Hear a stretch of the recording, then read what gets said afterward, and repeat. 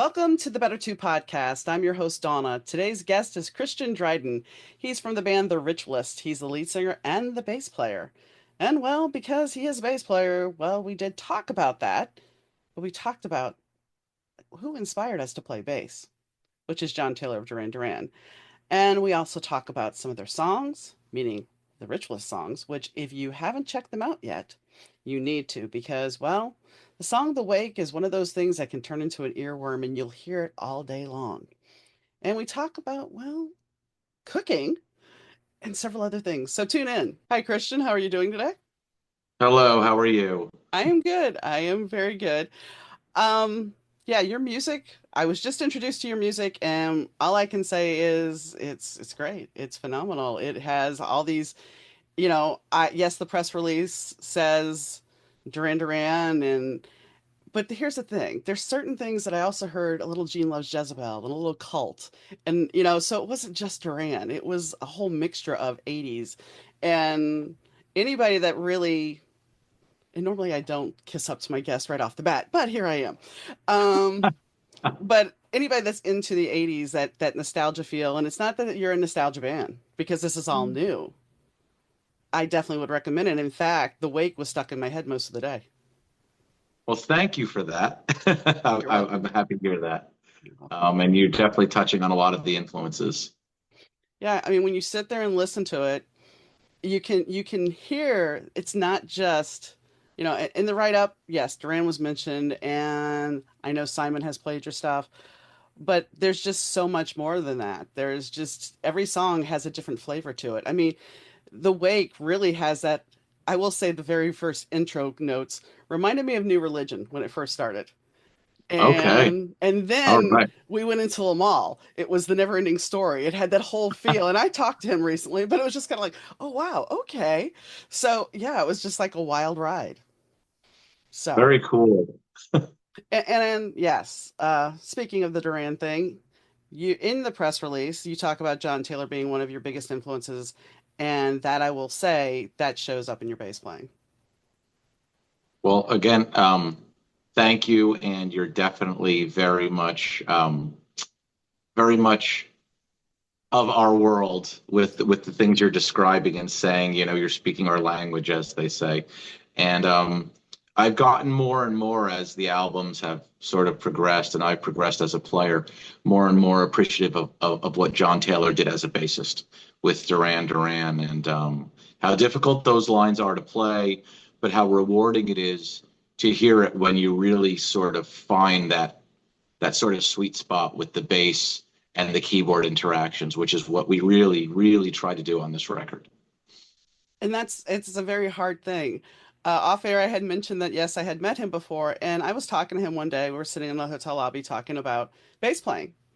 And this was back in 1995, so this is before he even came out and said he had a solo record. I have no knowledge that he's working on a solo record.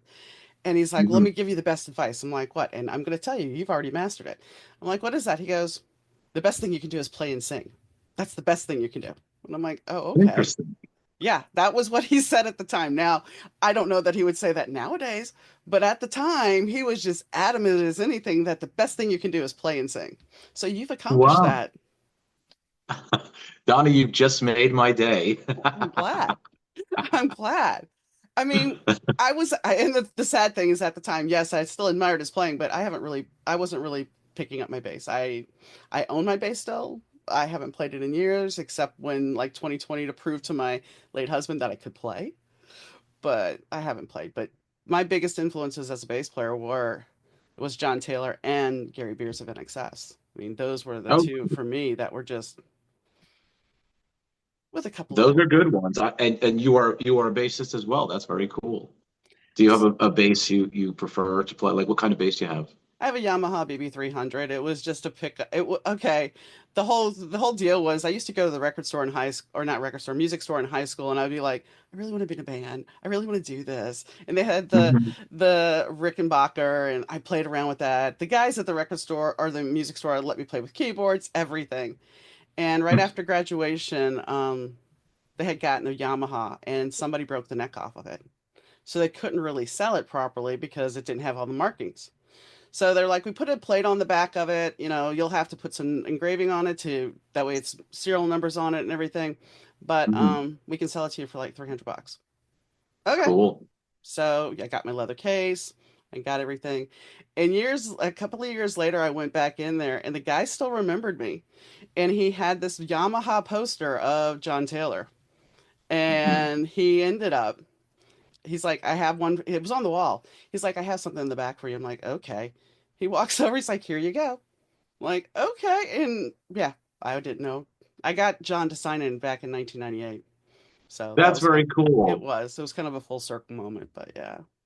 Isn't Well, it cool when just random acts of kindness yeah, like stick out in your brain where there's so many things we forget in life, but I've had similar experiences where somebody will introduce me to something new or whatever and give me something and whether the actual intrinsic value of the item is it really doesn't matter, but it was the experience in receiving it. Like yeah. there's an emotional attachment to it. That's very cool. Oh yeah, and I still have the poster. I Of mean, course, of of course. course, because it's one of those things where it's like it was a limited edition and it can't be replaced. So when you were learning how to play bass, and I know you like Duran. What would you say was one of the hardest songs that you sat there and said, "Okay, I'm going to learn how to play this song," and it's not the easiest song because his bass playing was never something you just go, "Okay, I can just do something." No. So it was like your pinnacle songs that you had to learn how to play. For me, it was Rio. Yes. The Rio bass line. I mean, I know plenty of working bassists who can't play that bass line, and I know many bass players who think they're playing it correctly and really aren't. Hmm. Um, and I picked it up during the pandemic when John Taylor was doing those. Teaches The, Stone Cold yeah, Bass those Odyssey. Yes, those were really cool, and we had a lot of free time, and I said, okay, I'm going to just dive in, and I'm going to try to really wrap my brain around this bass line, and the techniques on that bass line that I learned directly from John Taylor's, his video, I use on one of the songs on the new record, and I'd never tried to use that sort of technique before learning Rio, so it directly owes itself to the Rio bass line. Um, That was one of those songs. The very first song I learned was Save a Prayer, and even that oh, is not an easy song. I mean, it's easy yeah. in comparison, but and then I learned Is New that a Religion. fretless? Is that a fretless on there? It could be. I mean, I believe it is. He's played it on upright fretless. I've seen him play it live on an upright Dude. fretless. Hmm. But most of the time, it's fretted. But yeah, Okay. it sounds better if it's fretless, but because trust Right. me, I know. And then I learned New Religion. Have you ever played New Religion? I have not. New Is that Religion, one? for you, it's not going to be a complicated bass line, but when you're learning, it's right up Mhm. there with Rio. Okay, I'll check it out. I'll check out the bass line. I love the song. I've Mhm. never really delved into the bass line. The live version of the song, I think, is better than the studio version. The arena off Hmm. arena. Yeah, Okay, I'll check yeah. that out. I'll check Um, out the. but yeah, Rio for me, I had to learn the bass line, and then I had to learn the solo.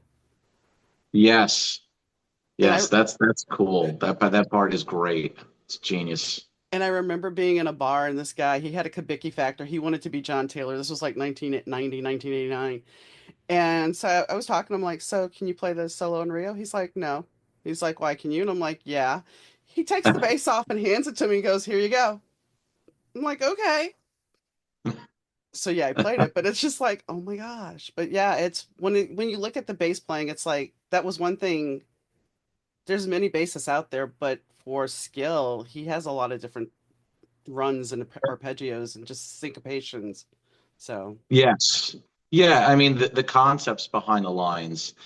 If we want to talk about the greatest technical bassist, I'm sure it's some jazz guy somewhere, you know, but but for me, it's about the melodic nature mhm. of his lines and the grooves he's creating and the textures. And in that respect, he's really, really good, really great. Hmm. And even if you look back at his influence, which was Bernard Edwards, that was one of his bigger influences. Mhm. Same thing applies. I mean, you can see where each person learns, and that's something that you've even taken his stuff and you're making it your own.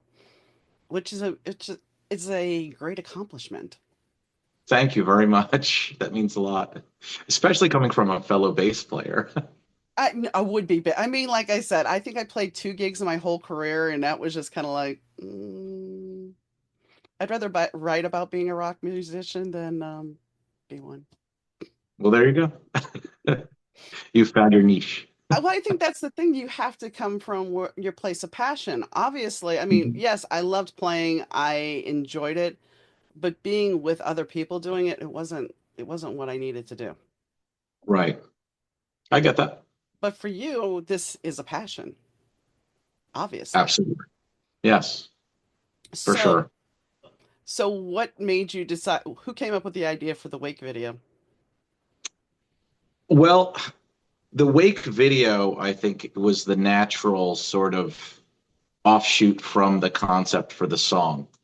Because when I wrote the song for me harkened back to I've said this a few times in other interviews, but I'll say it again, like young adult sort of dark fantasy, which those were all the rage, I guess, in the '80s. Never Ending Story, Dark Crystal. Labyrinth. I mean, even Disney did it with an animated, The Black Cauldron, and you know lyrically the song is about that, and I think young adult dark fantasy touches on that. Like when you're a kid and something bad happens at school, it's almost like it's the absolute end of the world in that moment, and then 3 hours later you're home with your friends and you're playing baseball or something in your backyard, and all is forgotten. Hmm. And the resiliency of children, I think it's actually evolutionary. Like it's like a coping mechanism we've developed as human beings. But I think dark fantasy kind of touches on that because I mean these movies, if you go back and watch them, they're terrifying. There are terrifying moments. I mean, when that horse dies in the Never-Ending Story, like it still brings tears to my to my eyes. Um, so the Wake, the lyrics were about sort of remembering that and saying to myself, well, I hope I'm able to do that as an adult, or at least acknowledge that there are people capable of doing that, and sort of honoring these people who've overcome great obstacles. Um, and that's why I had proposed to Hypno Doll, who is a great local artist based out of Brooklyn. She does a lot of visual art stuff and great editing. That we do something that touches on those themes and was really fantastical and sort of fun, but still had a darkness and an eeriness to it. And that's, I think, sort of how the video came together. And she came up with concepts of like spirit animals and kind of really embracing like these sort of animal personalities for the different extras in the video. And that's sort of how it all came together. When you're talking about dark movies, do you remember the movie Legend? I own the DVD for Legend, yes. Because That's another fantastic example. Tim Ridley Cur- Scott. Tim Yeah. Curry as the devil. Oh, he's terrifying in it. Mm-hmm. Mm-hmm. And then of course you have Brian Ferry doing the theme song for that movie too. But yeah, that was just one of those movies for me when you're talking about dark movies. Legend still, even though Tom Cruise is in it, because I know a lot of people like Tom Cruise. Tom Cruise plays a prince, which yeah, you're not really thinking that one's going to go well. But Tim Curry, just yeah, He's he's great in everything. mm-hmm. And it's just funny again watching those movies now and thinking this somebody created this and thought, oh, kids are going to love it. And a lot of kids did, I guess, but it's still, I mean, it's dark, it's deep, it's heavy stuff. Being a kid of the 70s, because I was born in the late 60s, being a kid of the 70s, that was kind of the thing. Parents like to terrorize their children. So I think that just carried on in the 80s.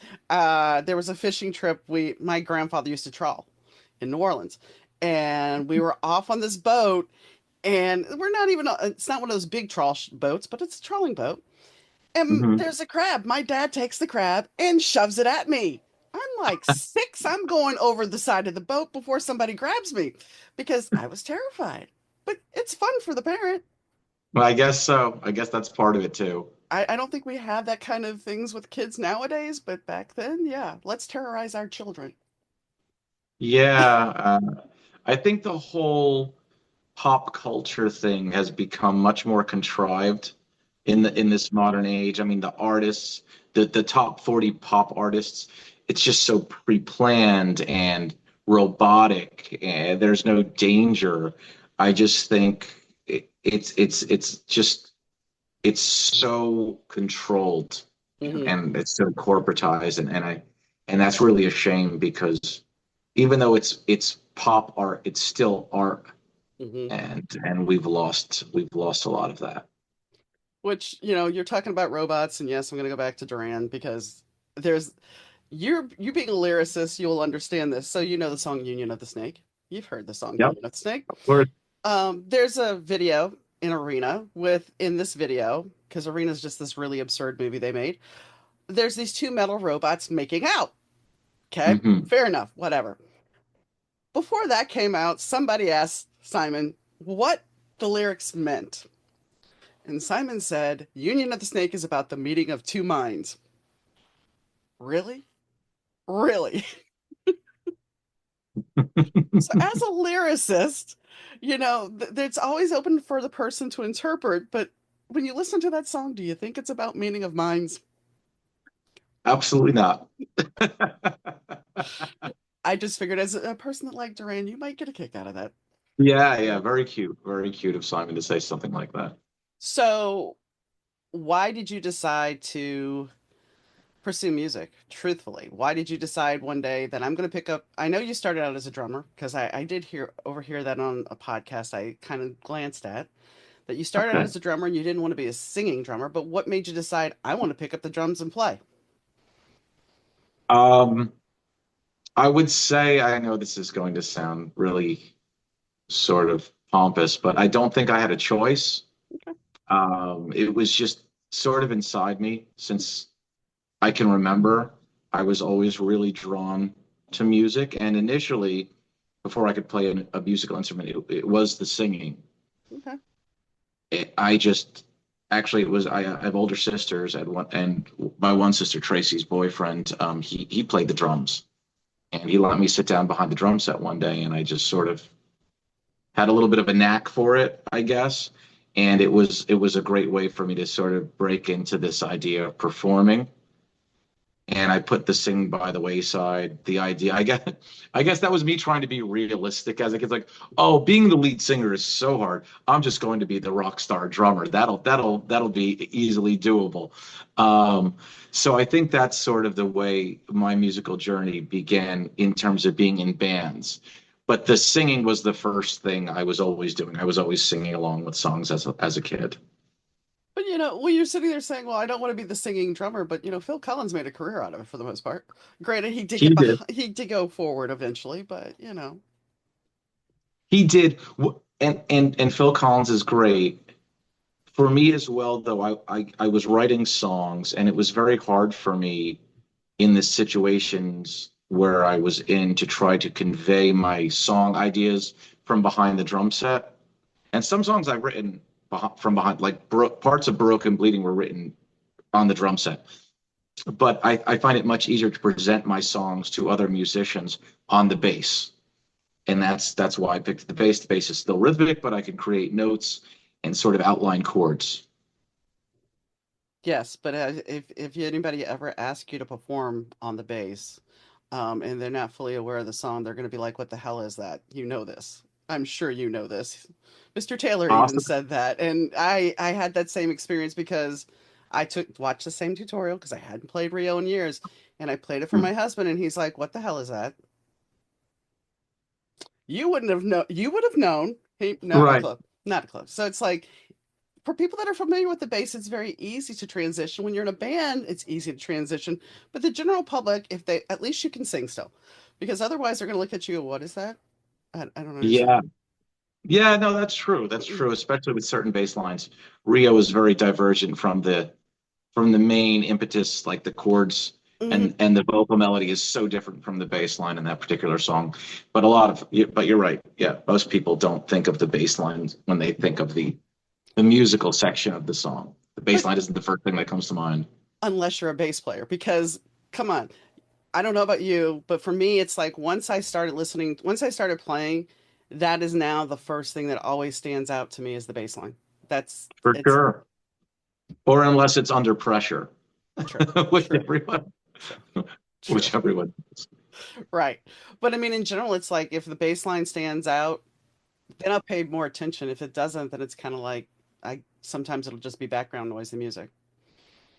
Right. Yeah. No, it's true. So, what do you hope to come with this next record or with this record release? I mean, I know, are you looking to tour with it like extensively, or you just, I know you have some dates, but are you going to do a bigger tour, or is this just going to be something that's going to be more localized? Yeah, I mean the band has been doing very well going up and down the coast. We do actually surprisingly well in the South, believe it or not. So we're doing a little tour at the end of April. We're going to play an art gallery where this amazing artist did portraits of each of us, and that's what we're using for our album cover. And he's doing a whole exhibition around it. This is going to be in Wilson, North Carolina, and we'll be performing there, and we'll be performing a few dates around that, Asheville and whatnot. And we will probably go back down south later in the summer and play Nashville, in Athens, Georgia, and Chattanooga, Tennessee. Those are cities we love doing. As far as goals with the record, I would love to partner up with a band and do a more national tour and get to the West Coast. That's always a goal with this stuff, and we're working on that as we speak, and hopefully something pops and we can hop on a tour. But yeah, I'd like to tour the record extensively. Well, and I mean, there's so many places now that are open. I mean, like here, we opened up a Hard Rock, and they have local acts, they have bigger acts, so there's more doors that are opening now in different places Very because, cool. and I think that's good because after the lockdown, music kind of died for a bit. Yeah, yeah, it was very difficult. And both of our first album and our second record were both impacted by that. So um, hopefully things will continue to expand for opportunity wise for musicians. I had talked to a band that they had just put their record out, just like you're describing, and then lockdown happened. They were had a tour set, and it was like, nope, sorry. And I mean, that has to be really hard for you to put a labor of love and create this, and then it's like, nope, you can't do anything with it. Yeah, that's exactly what happened with our first record, Painted People. We were on a German label and we were supposed to go over to Europe and do dates.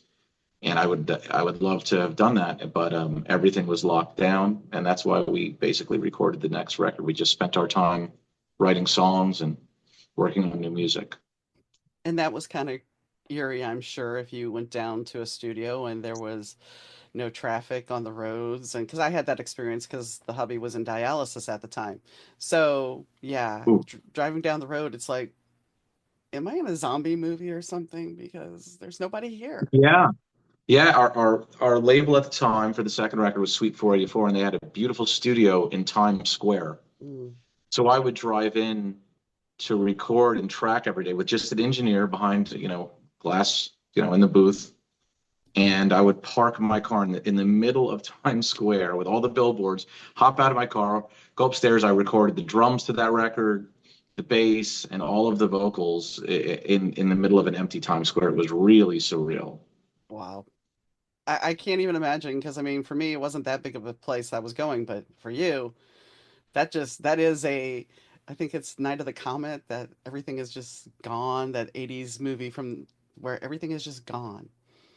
Or have you seen Vanilla Sky? Another Yes, Tom yes. Cruise reference, but where he gets out of his car and I guess he's having that fantasy or something, and Times Square is completely empty. Crazy. Vanilla Sky was actually a really good movie. I really did like I it. like that one. I like that one. I like movies that actually kind of make you think. I don't like movies. I mean, a lot of them are predictable and that's fine, but I like movies that make you think. Yeah, thinking is good. And Vanilla Sky was just one of those things where it's like, what? Okay. Um, Yeah. so when you, what did, you know both, you know better, excuse me. what made you decide to write that song? What was that all about? Well, that song, to stay on the topic of bass, actually Yeah, I know. started out with a bass line. And I was very excited about this particular bass line. And I've wanted to push the band in a more sort of dancey direction for a few tracks on this record. We were flirting with those ideas on the prior record a little bit. And I think this one is the danciest thing we've ever done. So I brought it in front of the band, and that's how it all started. Was basically around that bass line. Lyrically, this song, it's not about a music critic, but it's about critics of all stripes. And I think critics have been emboldened by the internet, by Hmm. Wikipedia. Everyone thinks, oh, if I don't know something, I could just Google it, and that's great. I mean, there's a lot of information available. But what's happening is they're sort of questioning people who've spent their a good portion of their livelihood studying something and testing it out, and they're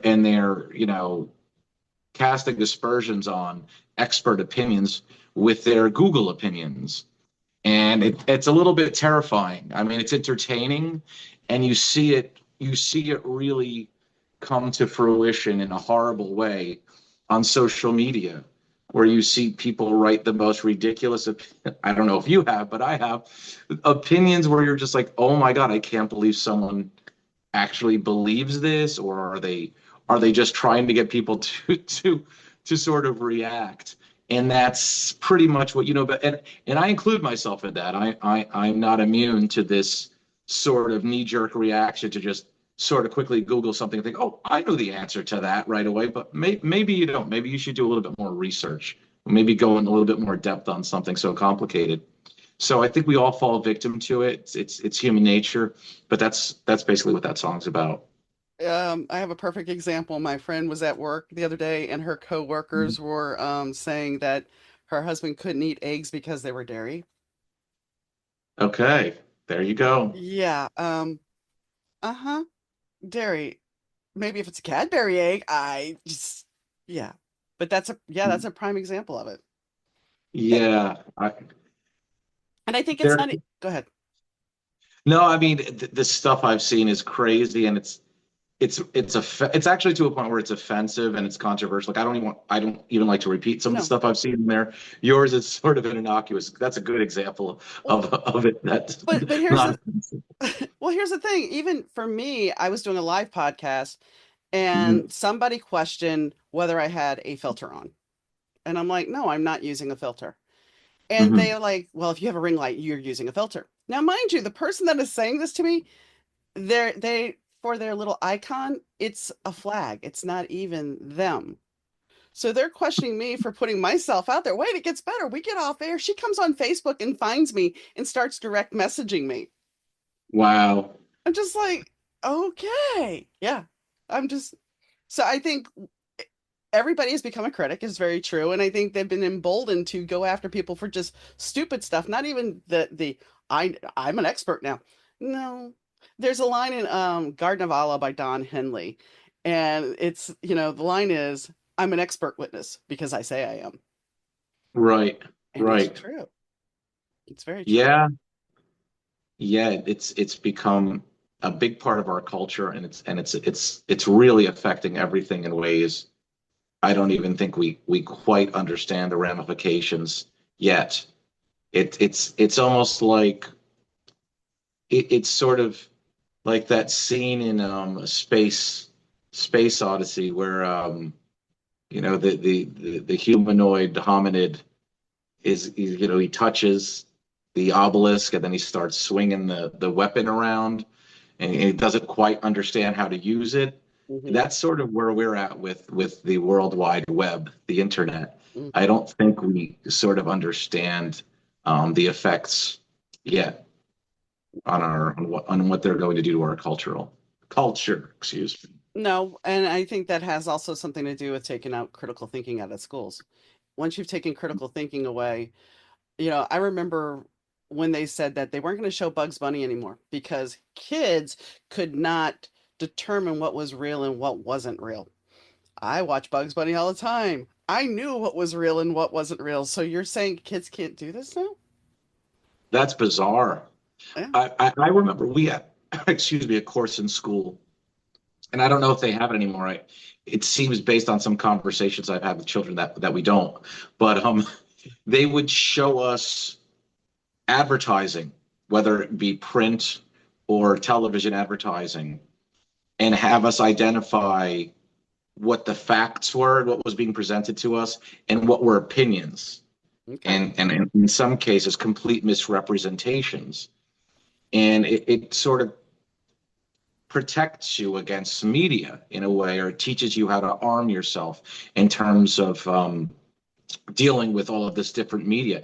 And it was really important. I think it really helped us in terms of the way we are impacted by these ads that you see, and now even by things you see online.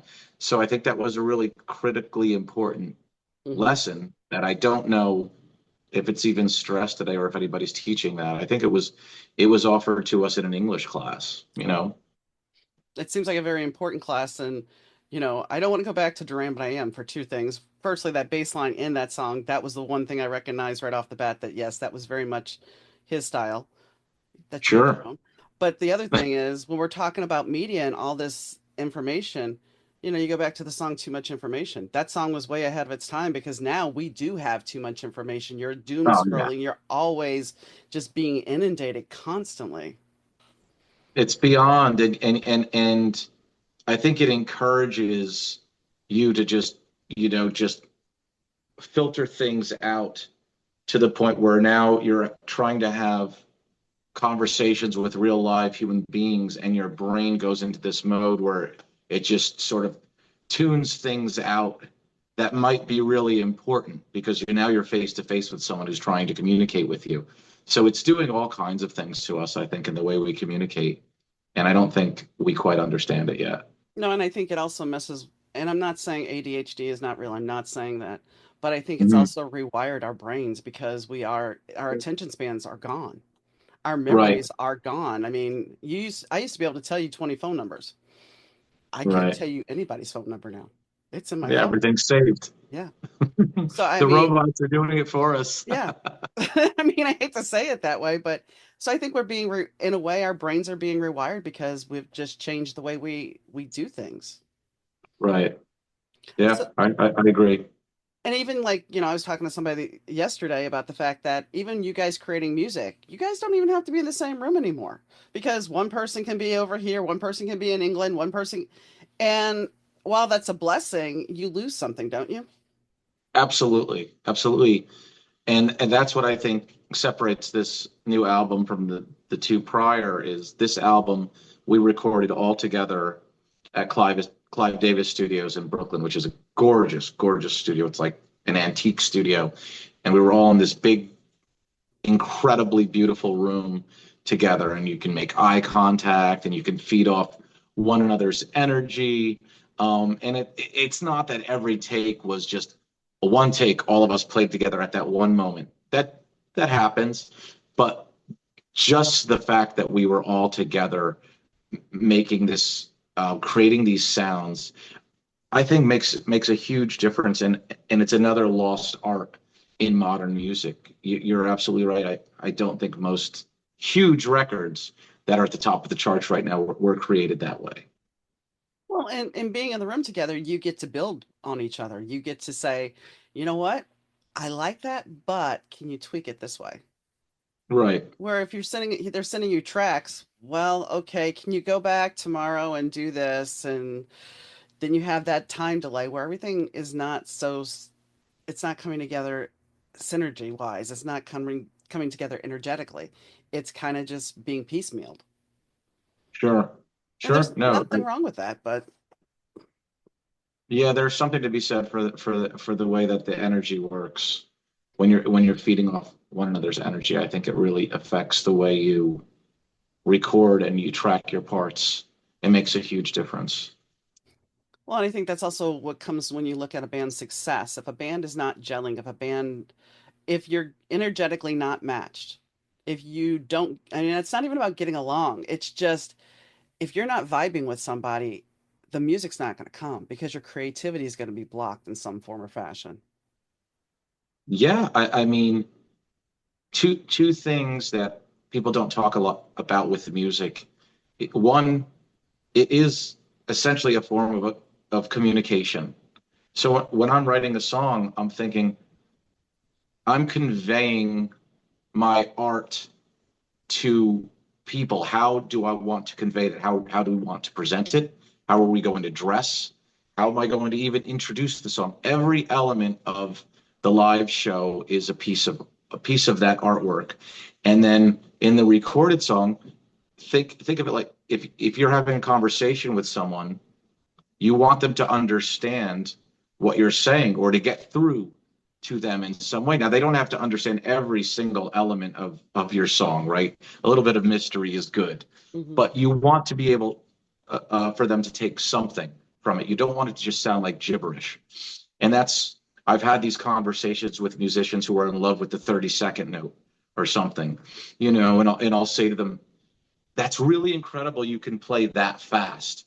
But if you do it every single time, people will start to tune you out because it just sounds like a buzzing bee. Think of the listener. Don't just think of the guitar player in Nebraska that you want to impress with your with your speed and your virtuosity. Think about the listener that think about the song as a whole, think about the listener and think of it as a conversation with someone. So that's number one. I think that is has been lost on a lot of modern musicians. And number two, a band is a relationship like any other. And I've heard it described as a marriage in Hmm. some ways.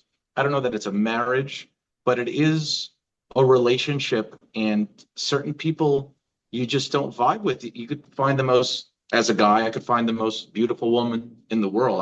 I could find her so beautiful. And then we just open our mouths and we try to speak, and it just doesn't work. And there's just the energy just doesn't happen. So finding the right guys in the band, it's sort of like that. We could find the guitar player who has all of the right influences and he knows all the chords, as they say. And yet for some reason, when he plugs in and stands next to me, it just doesn't work. And that's why I think bands, especially the old bands where every member had some type of contribution to the whole, the band wouldn't be the same without each and every member. There's something to be said for that. Those are the great bands, the greatest bands. Every single member mattered. One thing, NXS used to do this.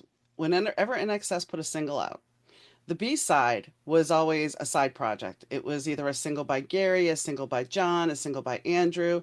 There was a dude that Michael Hutchins and their backup singer Jenny Morris. They did a cover of Jackson as one of the B sides. So they Okay. always did something on the B side for somebody else to have a part of, something else to show for the band in their own Right. style, which was actually a nice thing. That is very cool. That's very cool. But nowadays we don't have singles, so Yeah, yeah. I mean, when I'm writing stuff too with my band, I'm thinking of the way they play and they approach things in the way I'm writing my songs. So they're informing my creative process, whether they're a songwriter or not. I'm thinking, oh, David on guitar I know he would put a lick like right here. This is the spot for it, or Jeffrey would lay down this pad here. So I think um, the organic bands that all have a personality and each member has a style. Those are the most interesting to listen to. Hmm.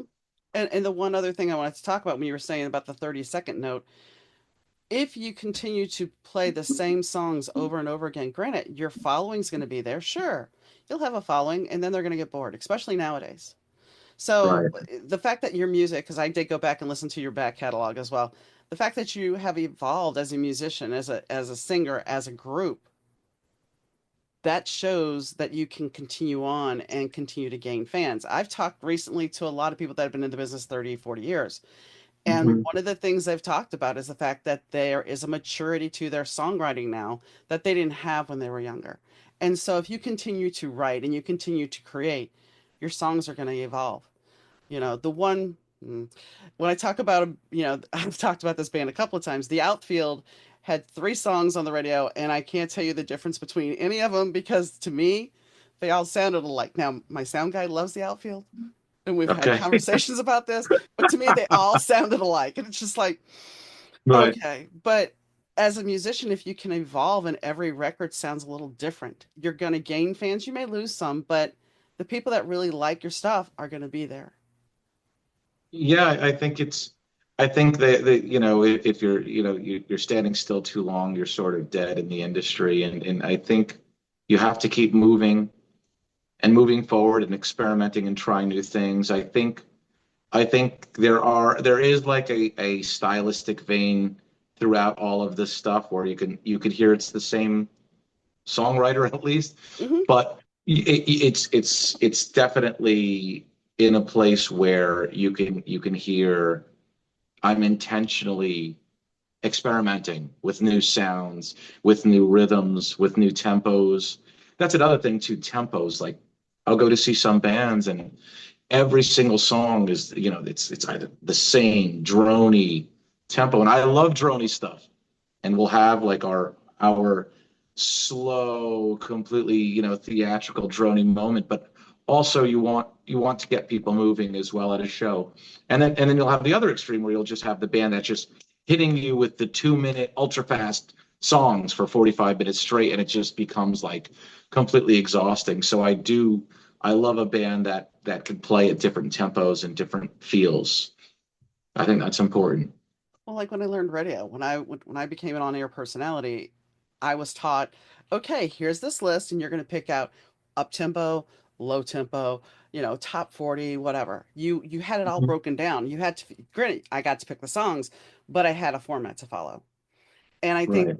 with a band, yeah, I don't want to go see a band that's going to be like high energy for 45 minutes because that's a lot to take. And one thing that I Mhm. don't think a lot of people realize is that when you're seeing a show, you're feeding off the energy of those people on stage just as much as the band is feeding off of you. So, and you're feeding off all the energy around you. And so that can be a bit much. Yeah, yeah, and you know, let it breathe. We've had, you know, Mario McNulty, our producer on this last record, he would say that a lot. Let's let the song breathe a little bit here. You know, lay back a little bit on this part, or amp up over here, and have a little bit of push and pull, even within the song itself. And I think that's really important because again, if you're thinking about it as communication, it would be sort of like having a conversation with someone who never takes a breath and speaks at 100 miles per hour. That's not enjoyable. And again, you might tune it out within a few minutes or for some maybe a few seconds. So when you think about it that way, that that's sort of our philosophy about things in terms of our music. So besides music, what do you like to do? What do I like to do besides music? Well, I like to read. I'm a big history buff. I particularly like the classics. I love classical Greek stuff. I dabble. I can read a little bit of ancient Greek. Hmm. Um, I love the English Romance poets. I love Oscar Wilde. So I do read a lot, and I draw inspiration for my song lyrics from that. I like to play tennis to keep in shape. So it's a lot of fun. It's a good for the mind too. It's something totally different from what I normally do, and it's kind of like a good respite from things. So I also like to cook. I post a lot on my Facebook and Instagram of the dishes that I come up with, and I've had a few fans contact me. And they're like, "You should do a glam rock cooking show where you get all dressed up in like your stage garb and sing and cook your dishes." Why not? It's a way to get followers. I mean, Sure. there's a person that Ray represents that has a cooking show. And he's kind of leaving I music now because he's doing cooking. That's hilarious. Okay, I need to investigate further. Yes. Noted. Noted. So what kind of recipes do you come up with? Well, I am partially Italian, Okay. so I started out really trying to perfect like a good red sauce. I do it from scratch. I start with, you know, I can't believe we're talking about this, but carrots, celery, and onions, and I will like cook them slow and low for a Okay. very, very long time and create somewhat of a roux with olive oil. And then I'll add my fresh garlic in there and my spices, and then I'll put the tomato sauce, and then I'll decide whether I'm going to do like a fish sauce Okay. or a meat sauce or just a regular a plain marinara. So I started there, and then I got into making my own meatballs, and I'll do like game meats like bison meatballs or lamb meatballs, and I'll sort of modify the sauce. I'll do the sauce if I'm doing lamb meatballs. I'll do it with like mint, have a little bit of a Mediterranean flavor and a little bit less tomato sauce, a little bit heavier on the oil and garlic and onions. So that's somewhat. I also do some like barbecue. I slow cook ribs and all that kind of fun stuff. So it was good. And again, this was a result of the pandemic. Of You know, course. you're home, you have all this free time, and it's like let me just get more into cooking. You look up recipes online, and cooking's so fun because you can be so creative, Oh yeah. and the possibilities are limitless. And you try something and you taste it and you know like, okay, next time I do this, I'm going to add a little bit more of this, or I'm going to swap this ingredient out. And I find it to be a lot of fun, and it's very relaxing. Hmm. Have you tried a Kamado tomato? It is a chocolate tomato. I have not, but I've seen those in the store. One day we had a produce Should I try? market and they had a bunch on clearance. So I was like, oh, well, I'll just grab a bunch. And I put them in the Okay. Vitamix and I made a chocolate tomato sauce, A meat sauce rather. chocolate. Yeah, it was a chocolate tomato because it's got this hint of chocolate to it. Now, also, usually when I cook with red sauce for lowering acid, I'll use a chocolate bar in it, whether I'm making chili or whatever. Because you Interesting. put a chocolate bar in it. My husband taught me this. You put a chocolate bar in it, it cuts the acidity. Interesting. I will have to try that. So almost like a mole, like a Mexican Yeah. mole. But it's not Yeah. really a mole because it's not overpowering. It kind of just Hmm. blends in, but it just comes. So with the kamada, what happens is your tomato sauce kind of becomes sweeter. It gives us the Hmm. sweet. It wraps around to the sweetness. Okay. Yes, I have to I have to check it out. You've now inspired me. good. Um, I also have been doing, and this again, this is back to music, but it's sort of an outlier. Inspired by John's sort of bass tutorials, I've started doing something I call the skeleton bass series, Okay, where I play bass and I sing, nice. and I basically explain to my audience, and I have a few young members of the Painted People clan who are like eager to learn my bass lines. So I sort of show people how I came up with the bass line and how it works along with the vocal. So I've done about three of those, and I like to keep doing those, and they're a lot of fun. I'm not a trained musician. I've never had lessons. I couldn't tell you about scales. Guess what? John wasn't either.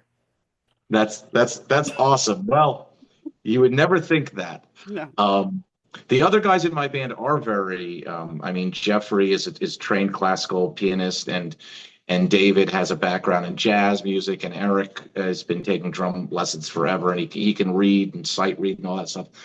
But I'm not trained, and I always find it funny because the untrained guy is showing all of these like well-trained players. These are the chords, guys. Look, when I started, when I lucked into being a disc jockey, I had my friend show me how to work everything. But so when I get Mhm. hired on Tuesday, my boss is like, okay, you're going to start Friday night, midnight. Okay, fine. And the guy is there. You're going to have a jock in the booth with you the whole time. All right. So I show up for my midnight shift. I'm on air. I do, I think, three breaks, three segues, maybe Mhm. 30 minutes I'm there. And the guy's like, oh, you're better trained than most of the people that went to school for this. So you're on your own. There you go.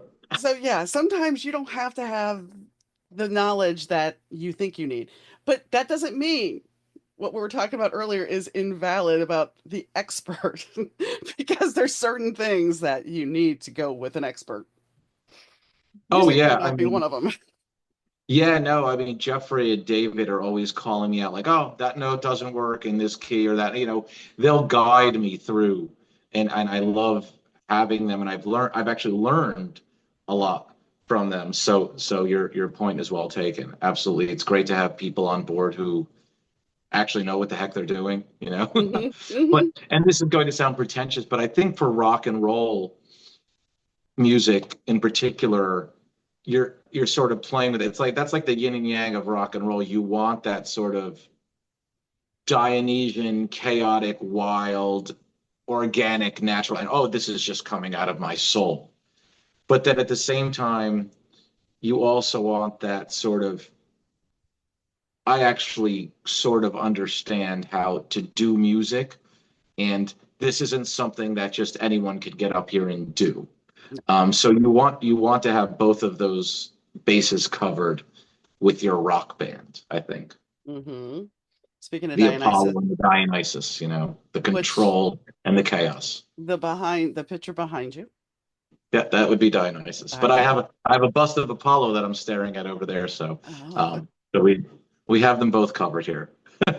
you're very balanced. Yeah, well, I don't know, maybe I have my moments. Look, we all have our moments. And, I don't want to go, I'm not going to go political, but I want to say this much. Knowing your background with history and everything, Hmm. you kind of have to really, goes back to what you were saying about how do people come up with stuff, because if you're well read and you understand history, you have to go, why are we in this shit show we are? But that's Well, actually, having studied history, I am not surprised no, I know. that we are in this. It's actually like sort of Repeating. normal. Yeah. It's cyclical. It's Hmm. people think, oh, we're getting better everybody wants to believe that. Oh, I'm getting better every day.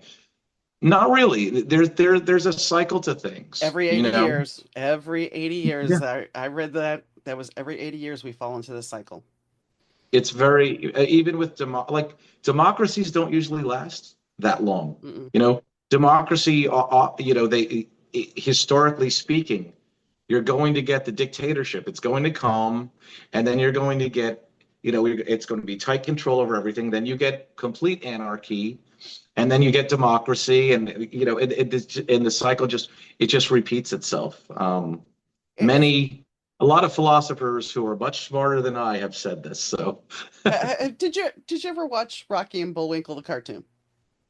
I have not. Okay. I know who they are, but I've At not the watched it. very end, they would have this music, and it'd be like da da da da da da, and it's just this lovely little tune. But as the ending's coming, the lights that are behind them are just exploding, like everything's Mhm. falling apart. And then there's this little guy cleaning up after it, and that's kind of where we're at right now, because we had all the bright lights, and now everything just Yeah, and if you think about it, the internet and COVID sort of created an atmosphere of anarchy. mm-hmm, Our cities were on fire, and mm-hmm. all this craziness was going on, and certain segments of the population have gravitated towards like a really totalitarianistic sort of, it's almost they want to be controlled. Mm-hmm. And that's human history. I mean, that's totally typical Yeah. for the way we do things. And the first people that the dictators always kill, who do they kill? They kill the intellectuals. Mm-hmm. So, and why do they do that? Because somebody who's read something or studied something is going to put that. It's like, hey, I don't really think that's a good idea. They tried this back in the 1938, and things Mm-hmm. didn't go so well. Um, but Yeah, it's just one of those things where it's like I know, and even if you want to get to the esoteric, if you look at astrology, Pluto has mhm, moved into Aquarius. Pluto is in the same place where the Civil War happened, where the Revolutionary War happened. So once again, interesting. cycles. Yeah, yeah, and we would be foolish not to recognize that. It's foolish people think it's always getting better. Certain things are getting better. Medicine certainly has gotten better. Science has improved because that's the nature of science. But other things, politics, politically speaking, and the way we control one another, that's sort of like ingrained in our DNA, and it's very hard to break from that. And I certainly don't think we have. No. And when you think about the fact that, yes, medicine has gotten better, but then we put somebody in charge of it that has not a clue. So yeah. Yeah. But But I'm sure we'll have someone who'll watch this and will be, go on Google and they'll tell me or you how that's actually nothing that we've said is true, and that lizard people are living at the center of the earth and they're controlling everything, because they found an article online that says that, yeah, you know. I'm very frank about having cancer and stuff, and I'm going to chemo tomorrow. My dad sends me this message the other day. He's like, I'm so "Yeah, sorry. it's okay." He's like, "Yeah, before you do this, I want you to go check out ivermectin and some other thing that it helps cure cancer, and you won't have to go through this." And I'm just like, "Dad, we're talking about my life. I'd rather take Oh, my chances this way than go for some." He's like, "I'm sorry I brought it up," and I'm just thinking, I appreciate that you yeah. care, but because Yeah, that's no, it. Go ahead. yeah, and his heart could be his heart's in the right place, right? But because of the way information, you're just being slammed with information. It's so easy the easy way out is to just hit, go Google. It's Mm-hmm. much more difficult to spend, years and years in medical school Oh yeah. or to pick up like an 800-page book and Mm-hmm. finish it from start to finish and then tell me what you're thinking. Um, and I'm sorry about the cancer. Like many members of my family have been impacted by cancer, and I performed at a few cancer benefits locally in New York whenever I can. So I'm sorry. No. It's been I moved last year and I was like, okay, this is gonna be a great year. Everything's gonna go well. And yeah, I got diagnosed. I had surgery and I start chemo tomorrow. And I told Ray that, and I've told my audience that hair or no hair, I'm gonna be here because this is one thing that keeps me going. And if I give this up, so yeah, I'm sure I'll get called an alien or whatever. Because yeah, the guy tells me yesterday, even your nose hair can fall out. I'm just like, what? What? Well, someone I'm very close to went through chemotherapy, and you don't have to do this, but she bought a badass wig that looked amazing if that's your thing, but you don't need to do that. And it'll pass. You'll get through it. You'll have your good days and your bad days, but she was able to function. She only missed a few days of work with it. So I think you'll absolutely be able to do this, and you'll flourish, and you'll be fine. In terms of I don't know what type of cancer you have, but in terms of chemotherapy, I've seen people get through it, and you can definitely get through it. I had endometrial cancer or uterine cancer, Okay. depending on how you want to call it.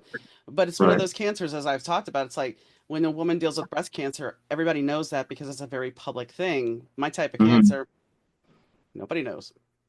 And Right. I recently had a friend who had cancer, and I'm like, okay, well, I'm gonna lose my appetite. That means I can lose weight. No, I had a friend who actually got a wasting disease afterwards, and she just Oh, passed from that. So it's like I understand now why certain things you have to pay attention, and that's not what we came to talk about. None, right. No, but that's okay.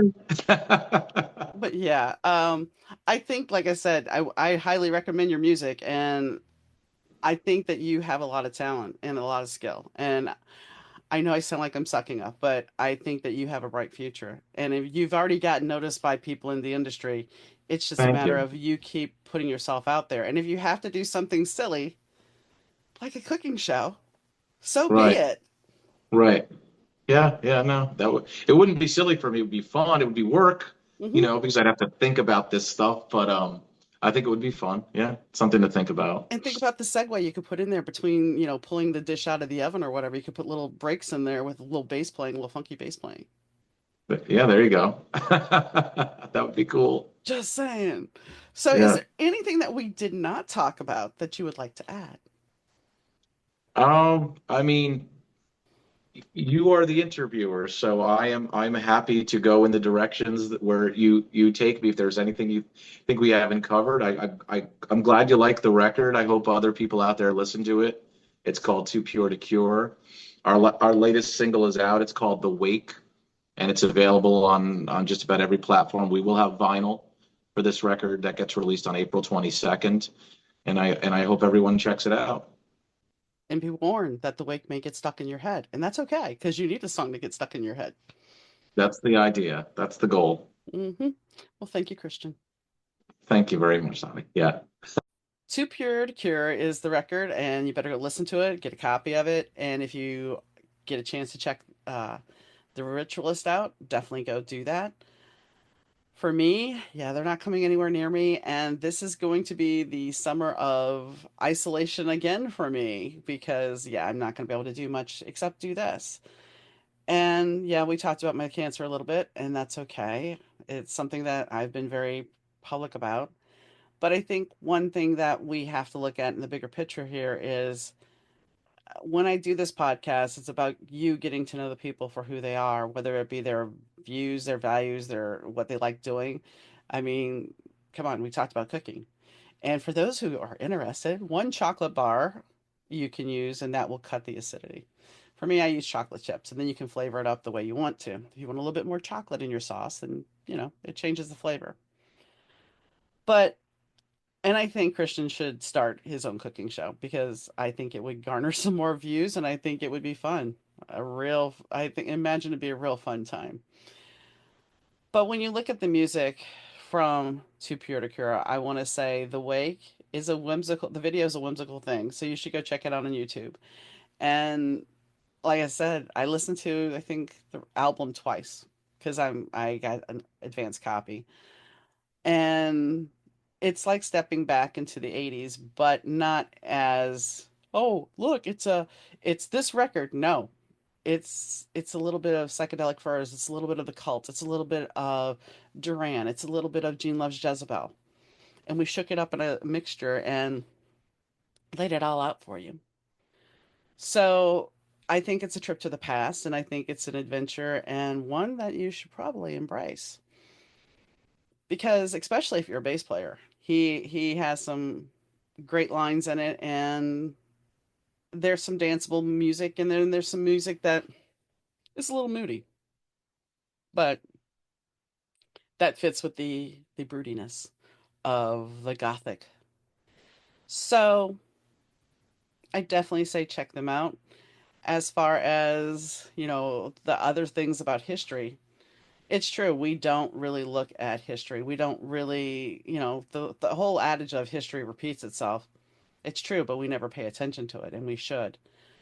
And it's very important that we should, and we have to understand that, yes, we are here where we are. And as he said, this is that part of history where we're at.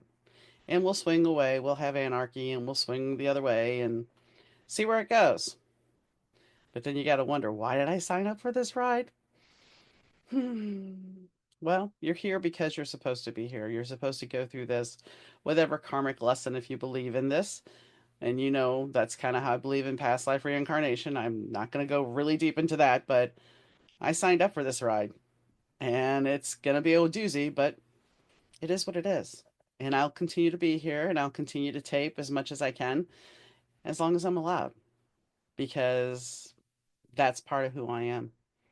It's about being authentic. And to go back to Christian, I think he's being his authentic self. And you have to know who you are and you have to understand who you are and be authentic. Don't let somebody on the internet try to tell you that you're not authentic and you're not who you are and that you don't know anything. Now, make sure you educate yourself though. Don't look at the internet and say, "Oh, this is it," cuz eggs are dairy. It's like my grandmother. When she moved up here after Katrina, she told me that she had to have skim milk. And we didn't have skim milk up here. We had fat free. And she's like, I can't have fat free. I'm like, grandmother, it's the same thing. No, it's not. Yes, it is. And I pulled it up on the internet. I went to the Dairy Council, the United States Dairy Council Society, and I showed her that it said fat free and skim. And she still argued with me and said it wasn't the same. Understand that sometimes when you have knowledge, people are not going to believe you because they want to believe what they want to believe. And I know my dad was coming from a good place and I know he loves me. Yes, I know that's weird for me to say. I know he loves me and he was coming from a good place, but yeah, I'm not gonna go off of something that was on the internet that there is no trials and no proof of when I'm dealing with my life. So, yeah. So I think, if you can trust yourself to see, as he was saying, what is propaganda and opinion and what is the truth. Make sure you vet things. Make sure you take the time to read things and not just go, okay, everything's fine. Know what you need to know. And the one thing you need to know is you need to go check out The Ritualist because they're pretty awesome. And Christian, I enjoyed interviewing him. So, on that note, I'd like to thank Rich Side from Third Ear Audio for the sound. I'd like to thank Fast Susie for the opening and closing music.